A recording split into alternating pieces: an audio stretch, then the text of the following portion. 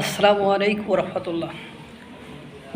বাঙালি জাতির জনক বঙ্গবন্ধু শেখ মুজিবুর রহমানকে যারা ছোট করতে চান তারা আগে এই বক্তব্যটি একটু শুনে নিন। রহমান অত্যন্ত বড় মাপের একজন নেতা ছিলেন। ইতিহাসই তাকে যথার্থ মূল্যায়ন করবেন। এদেশের রাজনীতির ইতিহাস তো শেখ মুজিবকে ছাড়া লেখা যাবে না। স্বাধীনতা আন্দোলন তার নামেই শুরু হয়েছিল। স্বাধীনতা আন্দোলনের পটভূমি তিনি রচনা করেছিলেন।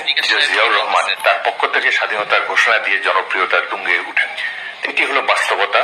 বঙ্গবন্ধু শেখ মুজিবুর রহমানকে নিয়ে কেমন যার কথা আপনাদেরকে শোনালাম তিনি হলেন বর্তমান যে জাতীয় সংসদ রয়েছে সেই জাতীয় সংসদের স্পিকার এবং তিনি বীর মুক্তিযোদ্ধা ছিলেন।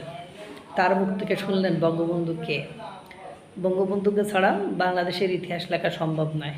অনেকে তাকে ছোট করে, তাকে অপমান অপদস্থ করে তাকে ইতিহাস থেকে মুছে ফেলতে চায়, কিন্তু দুর্ভাগ্য হলো সত্য যে বাংলাদেশ পৃথিবীর বুকে যতদিন থাকবে এই বঙ্গবন্ধু শেখ মুজিবুর রহমানের নাম মুছে ফেলার ক্ষমতা মহান রব্বুল আলামিন কাউকে দেবে বলে মনে হয় না।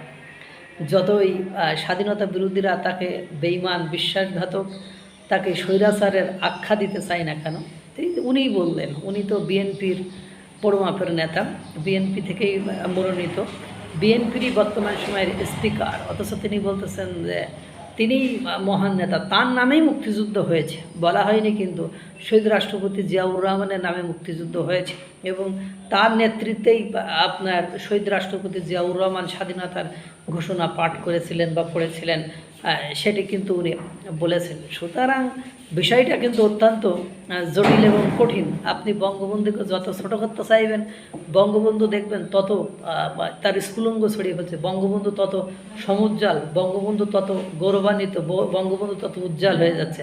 সুতরাং বঙ্গবন্ধুকে ছোটো করতে যেন না। আল্লাহ তাআলা সকলকে ভালো রাখুক, সুস্থ রাখুক। আসসালামু আলাইকুম ওয়া রাহমাতুল্লাহ।